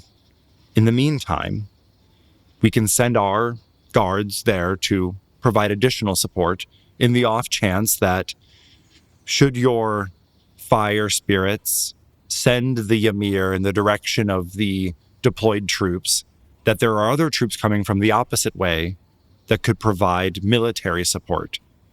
This doubles our chances of people getting there in time. I hesitate to offer expertise on what Risinium City may offer from a waygate. That is beyond my knowledge. But the Guard of Warren are some of the best. Do you worry, Sender, about leaving Warren unprotected? I think with the adventurers that I know to be stationed there currently, we should be fine. The adventurers from the church. The sanctioned adventurers, like, are we using that term more generally here? Yeah, so to be clear, adventurers are just like things. Right, they're not necessarily... They're not of the church. They're not his adventurers. They're not his adventurers. That's what I wanted to They may receive... They check the job board. They check the job board. But they could do other jobs that have They can do nothing to whatever with they it. want. They're just... Yeah. They're just folks. Yeah. Who are adventurers, who often are stronger. Like, not all adventurers are stronger than guards. I mean, again, above the table, I just am a little worried about all the guards leaving and the city being left to be defended only by loyalists specifically to Sender Isarn. But it doesn't sound like he's saying that explicitly. He's saying adventurers, but adventurers are not necessarily formally aligned with that the is church. correct. Okay. However, They could be there, but yeah. I think that you are not... I think your suspicions in this moment without a roll are not That Warren. without warrant. God. You can have an inspiration point for that. Thank you very much. Thank you. This is a political intrigue game, and I'm not going to... Yeah. If you are catching on to what I am doing, I'm not going to be shy about that. Yeah, absolutely. Yeah. But I'm also not going to present solutions for you. Right, no, Yeah. I wanted to make sure I was picking up the problem correctly. Absolutely. Can I roll an instinct roll or knowledge roll on this dude and just like the Warren, like what's going on at Warren right now? Mhm. And see like I what... think that'll be a knowledge roll. Yeah, that's fine. Basically, Herry wants to know, just like with everyone sending Beanie to talk to assistants, Herry wants to know what Isarn wants. Like, that's like, what's this guy's deal? What's his, like, obviously, like, there's only so much that I'm gonna get, like, off of this thing. What like, you roll will tell me what you get. what's the goal? And then can I use... You advantage on rolls that involve the history, culture, politics of a prominent person or place. Is Isarn prominent? In Warren, he is.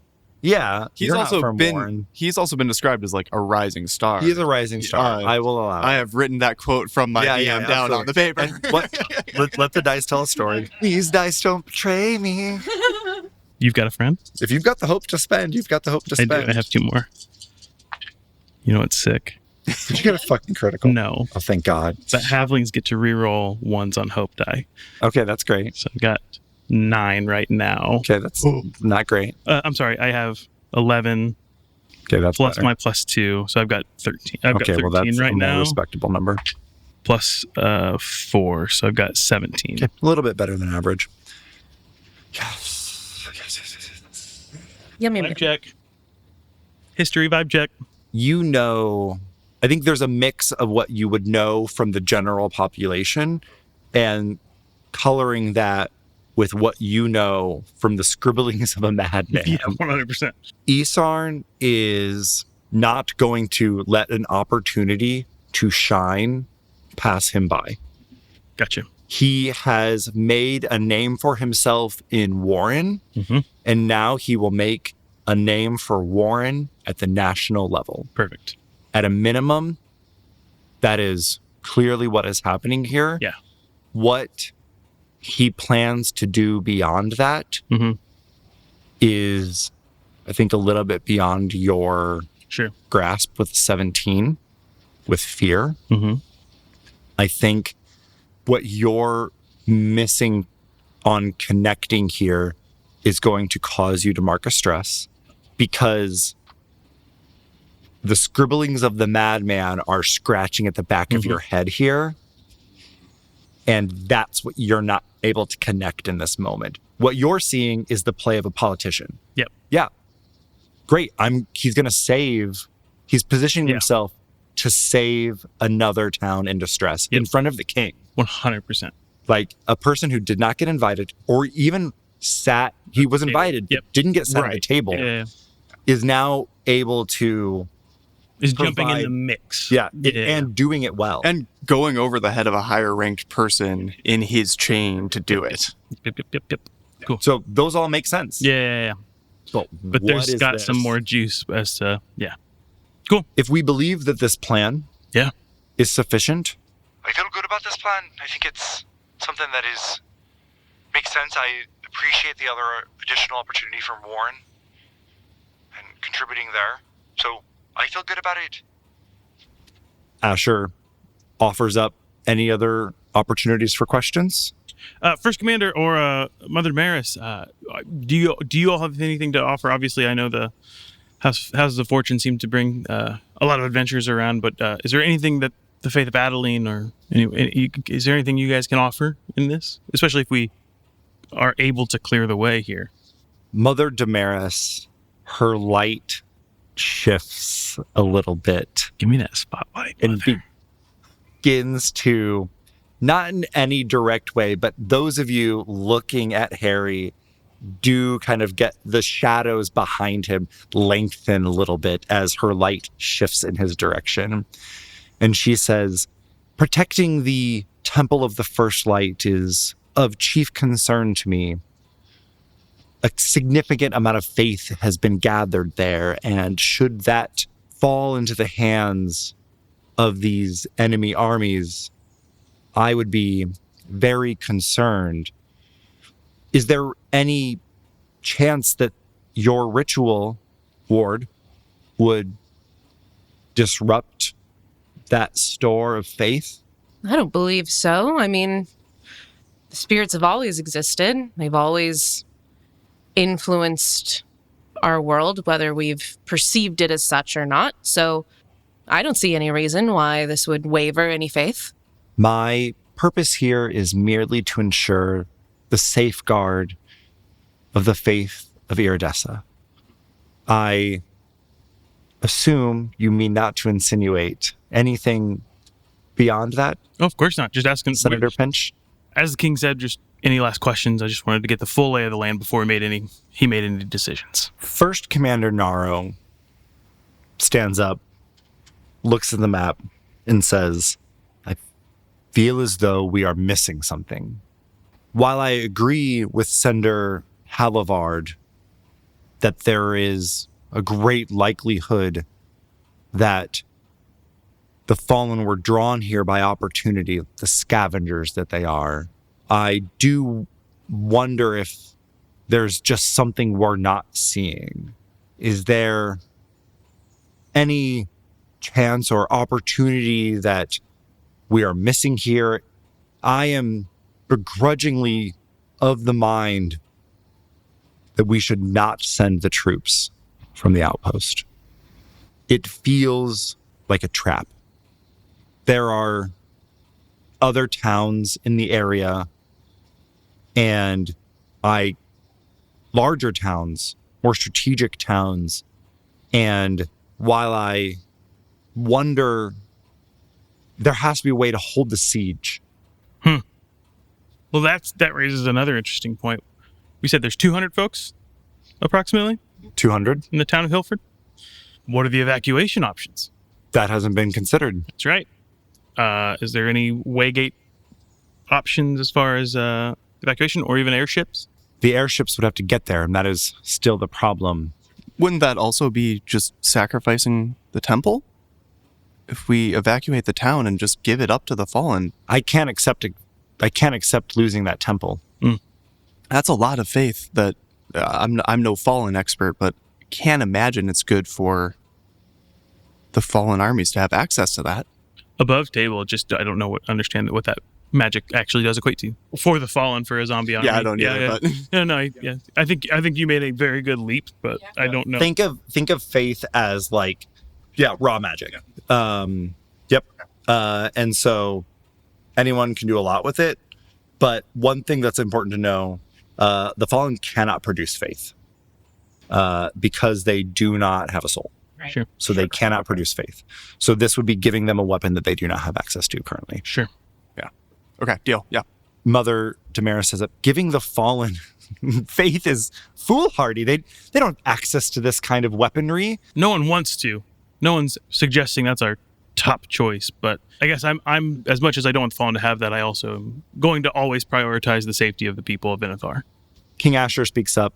Sending troops via Waygate takes time and a significant amount of energy. Certainly. Sending one Arcanist to Hilford and then evacuating via Waygate is much more expedient. Herry gives the biggest smile to his nephew. Like the most beaming pride, like prideful thing.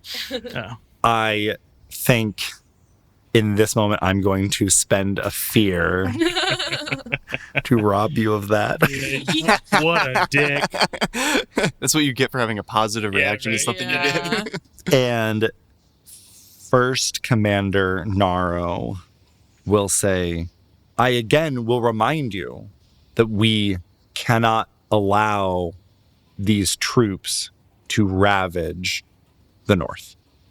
Certainly, but we must handle them. You were also just the ones that was saying that you don't think we should send troops over there at all. So I guess I'm not sure what your suggestion is. Not advocating for troops to immediately rush in. I think there are options where we could potentially prepare for a siege. Okay, great. Can we transport supplies to Hilford? Isarn will interject. We are walking away from a solution that we identified. I think we are doing an injustice to the ward here. We have a weapon, and I do not mean to simplify you in such a way, or the art that you perform in such a way, but you are clearly quite capable and provide a solution here. Clearly, that's why you were invited and given a seat at this table. Does it hurt for us to take this action and prepare for a siege at the same time? I think that Sahra is extremely surprised at the amount of support that Isarn is giving her.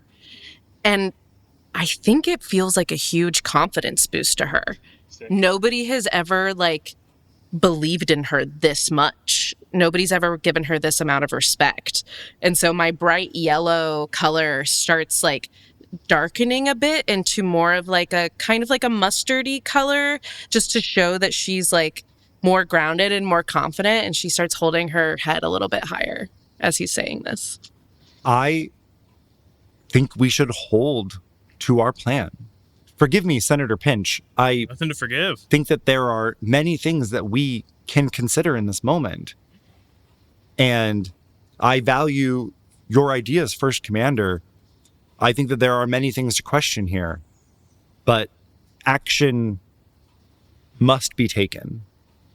And we can both protect Hilford and squash these troops at once, at the same time. Senator Isarn, you've been an invaluable help to this council so far. First Commander Naro, your point is well taken. The North is not, of course, just one settlement. It is not one area. It is an expanse. And protecting Hilford at the expense of the rest of our defenses is its own set of risks. Would it be possible to, instead of emptying Warren of its city guard, send some of the city guard troops from Warren and some of the troops from the outpost, enough to still win and enough to still protect Hilford without opening holes in the line, elsewhere? Give me a presence check. I'm gonna spend a hope and add my strength. It's my last hope. That is... Oh, I thought that was a crit. It was a 2 and not a 7. That is a 14 with hope. Could I burn the hope I just got? Use my Prelate of Risinium experience? Yeah. Okay, then I'm up to 16. And, hell, a prayer die. I'm up to 20 with hope. Why not? So that was a success with hope. That is a particularly interesting idea. The outpost itself is well stationed, and even if we were to send half of the troops, it is unlikely that these fallen though we don't know the exact composition of the troops themselves, they're unlikely to put up any type of significant resistance. I think that this is a strong idea. Thank you, Prelate. Thank you. It always goes better when we collaborate. Isarn, are you amenable to half the guard? Do you think that there is something there? You see Isarn consider for a moment. Isarn kind of puts his hands up and says, I'm willing to commit whatever you think is helpful. If you want me to give half of the guard, I'm happy to have Warren continue to be more protected in this moment. I was merely offering additional resources at this time. This works in my view. Does it seem like does he seem disappointed by this shift? Or is he kind of genuinely like, yeah, whatever you guys need, like, or is this a like, I think he really wanted to send all the guard? With your previous role on this, he seems, I was happy to send whatever. Yeah. Again, based on your role from earlier, Herry, he was just looking for credit, and he's going to get some credit with half. It doesn't matter. Yeah. And that's in like, yeah, he's ambitious, right? Like, he's not going to defer to me just because I'm above him in the chain. He's like, yeah, that tracks. As the various members of this table are discussing, Asher's right hand begins to rub his temple, and he closes his eyes. Clearly some type of frustration or mild headache over the discussion and the decision at hand. Ultimately, he will be bringing the situation and vote to the council, but will not himself vote unless a tie must be made. But he will bring the matter to the table itself. He looks up at the people discussing. I guess the only thing, I mean, it seems like we have at least a few options, a few levers to pull. I'm not a high-ranking Senate official, but I'll say my interest is in getting those 200 people out. It seems like we can send some siege back up at the same time that we're pulling folks out of there. And then I assume the church has resources to get that faith out of there while we're setting up and performing a siege. I guess I don't see the purpose of jumping into more bloodshed if we don't have to. Asher, I appreciate you bringing that up, Senator Pinch. Of course. I will bring this decision before the council. As I see it, our best plan forward, a half contingent from the outpost and half of the guard from Warren will depart immediately, post-haste, towards Hilford. In the meantime, I can reach out to Venethar University, seeking an arcanist who is capable of creating a waygate to begin an evacuation effort. Mother Damaris, if you would like to send one individual with the arcanist to begin removing the stored faith, and when he says that, you can tell that storing faith is clearly not something that should be sanctioned. And also, this is how they keep in power, right? Correct. Like this is the material that keeps her on the council. Yes, faith should go to gods. Yes. And which gods then distribute it back. Yeah. Her confession of this, again, in a sealed room is considered okay. Yeah. But outside of this room... We all know the truth of this. Correct. So, yeah. How often does stuff leak from these sealed rooms?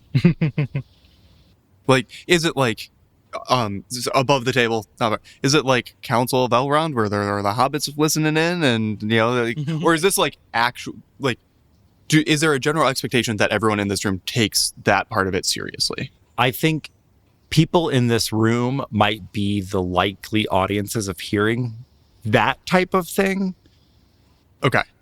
So you, as a member of the church, might hear of your church keeping faith. Sure. Okay. But you would... It's kind of a situation where you know my sins, I know yours, so we all keep them secret. Some mutually assured destruction there. Yes. Yeah. One person starts leaking shit, everything starts getting leaked. Correct. Bad for everybody. Correct. Okay. That's where the Senate comes in. If you would like to then begin to evacuate the faith that you have stored in this temple, I think that would be of everyone's interest because it falling into the hands of the fallen is in no one's best interest. The evacuation will begin as quickly as possible, but until then, contingents from both Warren and from the outpost must begin immediately once the vote has been cast. I have decided. The king stands up and everyone parts ways. Herry wants to do one more thing while in the room as everyone's walking out. Herry wants to beeline for Senator Isarn. Harry Pinch, we haven't met officially.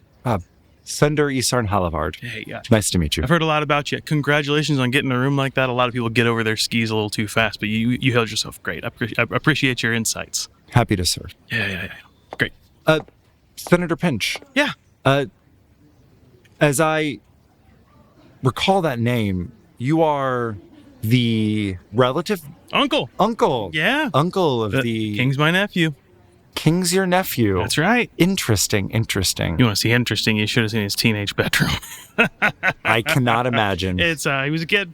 We were all kids. It's weird. We were all kids at one time. It's weird. He's doing his best. He's doing his best, aren't we all? We are. Some of us are just doing better than others. Am I right? He looks over in the direction of Senator Constantine, who is looking at his yellow umbrella and quite distasteful that he chose yellow in this moment, now no longer supported by the decision that he made earlier. Yes, we are. Yep. Excellent job in there. Congratulations on getting to the city. Have a good one.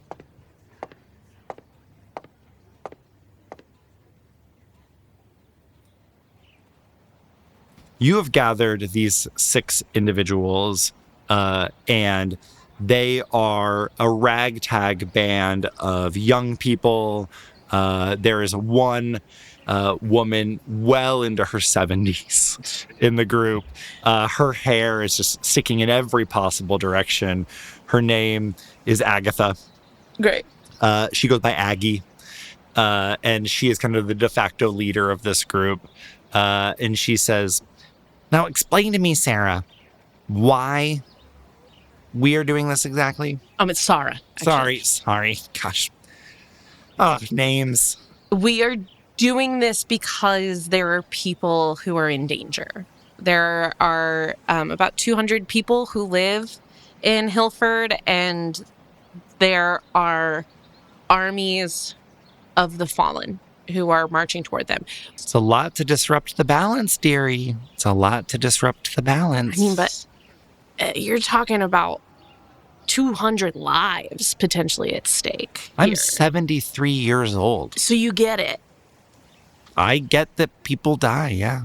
It would be a really huge favor and a really noble thing. Oh, no, I understand. I just want you to know that disrupting the balance comes at great risk. I know. And I made sure that the king knew that as well. Okay.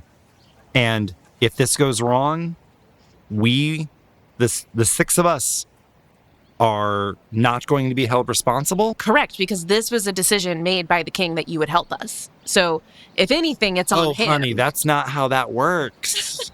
That's never how that works. This is what has me so concerned. You just have to trust me. He has too much fear for you to have said that. She takes your hand in hers. Her hands are hot and uncomfortable to hold. And she says, "I hope this goes well for you." Thanks, Aggie. Oh, well, let's disrobe. And she takes off all her clothes. All of the other members of this coven take off their clothes, and they make a 7-person circle. The collective of you make a 7-person circle, each of you grasping hands. In the middle, there are 7 bundles of rosewood, and each of them magically light the bundle in front of them aflame. And they begin to mutter under their breaths, each of them summoning into this space a spirit of wildfire. You must also summon into this space a spirit of wildfire. And a wildfire spirit needs to feed on something, must find not only the kindle on which it will sit, but something to, as is often the case with spirits, entice it into this place. What have you brought? You see one of them sets out what looks like a cherished child's blanket. Another person sets a locket. Another person puts like a piece of gold leaf. A person puts a carving. They're just putting like valuable things that when burned are ruined. So I pull out this leather bracelet that has wood carved beads. That is a memory from the Ur Nation. And that is my offering that I provide. You put out that offering. Go ahead and give me an instinct roll for your spellcasting. Okay. All right. Where are we? You are, you find yourself in like an open field. Great. Here. So I'm in nature. You are in nature, Perfect. 100%. You're in nature. You are in what's known as the Green Basin portion of Risinium City. This is like where a lot of farmers are, well outside city commons, kind of in the more like rural areas of Risinium City. You've traveled well outside of city limits to get here. Okay. All right. So I'm going to spend a hope to get a +2 bonus. In this moment, just summoning the spirit, you're just looking for a 15. Okay. If you want to hold that for the actual spell itself. Yes, I do. Thank you. All right. So you said this is instinct? Mm-hmm. Okay. Great. It's 24 with hope. Immediately, the bundle of rosewood sticks in front of you erupt into conflagration of flame, and the wildfire witches look in your direction, kind of surprised. Like they are attuned to these spirits, and you have matched their acumen with ease. The flames that each of you have summoned are of different colors. What color is your flame? My flame is like a purpley kind of color. The flames dance and shift amongst these bundles. And this is the moment, now that you've kind of gathered these spirits, that you must send them to accomplish this task. A Ymir is, again, a trickster spirit of snow and ice. And going about it directly and attacking it directly is unlikely to have a positive effect, especially for fire spirits who are fickle and unlikely to chase down something if it doesn't immediately succeed. If a fire does not find something to latch onto, it will immediately move on or snuff itself out. So in this moment, you have to give a very clear and crisp instruction to your fire spirit. And they are looking to you and Agatha as the directors of this spell. So I'll be taking on the role of Agatha, and she's going to be helping you kind of instruct through this. What are the instructions that we wish to give? We want the Ymir spirits to retreat to the north. Oh, dearie, we have to give the instructions to these spirits. Okay. We're telling our spirits to chase the Ymir spirits to the north? Yes. As you think about this, the spirits are kind of responding to the idea. Chase is a good word. Fire spreads. It moves across dry grass, growing, increasing the area that it covers. Chase feels synonymous with spread in that way. North, though, is very specific, very controlled, and that's where the rub will be. You must exert some degree of control in this moment. If You do not. One of two things could happen. One, hopefully, it will just chase them in a different direction. Two, it could chase something else. It could chase the people. It might move on from the Ymir spirit in general. There are several ways. It's chase, it'll be great at. Everything else is where things might go wrong. Okay. All right. So, with that being said, Yes. we need a 25. Okay. All right. So, do I still have the rally dice for this? Mm-hmm. Okay. 25. Super easy, barely an inconvenience. Okay. Great. Ooh. Okay. 5, 26 with hope. Nice. Incredible. I think you see this vision of from your physical vision, the fires go out immediately. And you are spiritually aware of their existence far away. Like a warmth sitting next to a fire, you still feel their heat on your skin, and you are aware of them far, far away in Hilford. And you feel them dancing across your skin as they move amongst the houses and the city walls, finding icicles, melting snowdrifts, seeking out the Ymir. Eventually, your purple fire spirit comes across a snow white sleeping fox, massive, the size of trees. And in this moment, you know is the moment to erupt. And you feed it this power, this energy that you've got built inside of you. You are immediately exhausted and take 1 stress. Okay.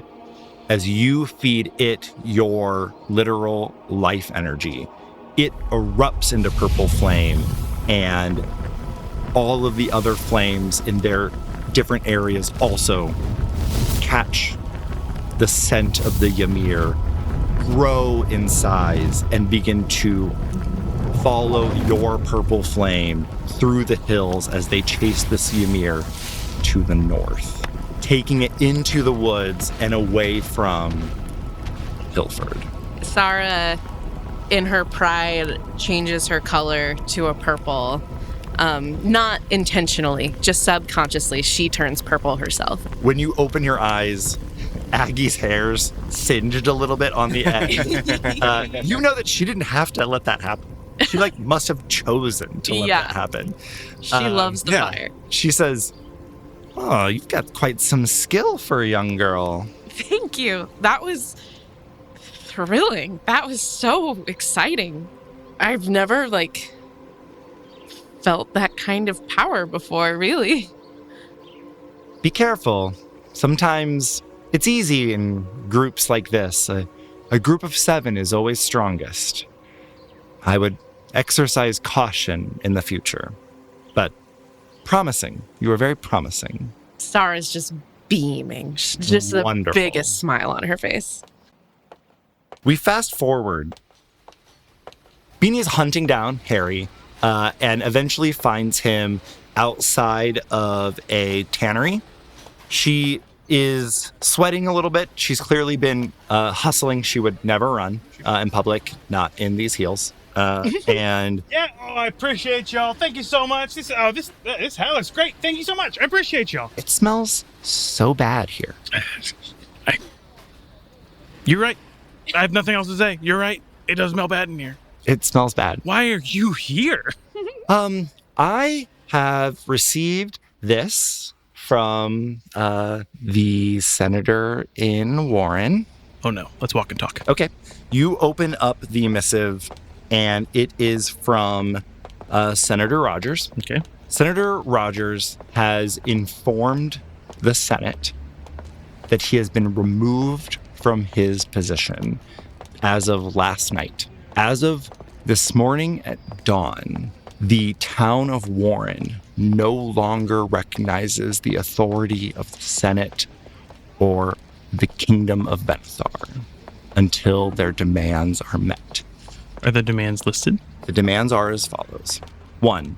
Arkan Felix Rondalus steps down from his seat on the Council of Faith. Sender Isarn Halavard is raised to the position of prelate.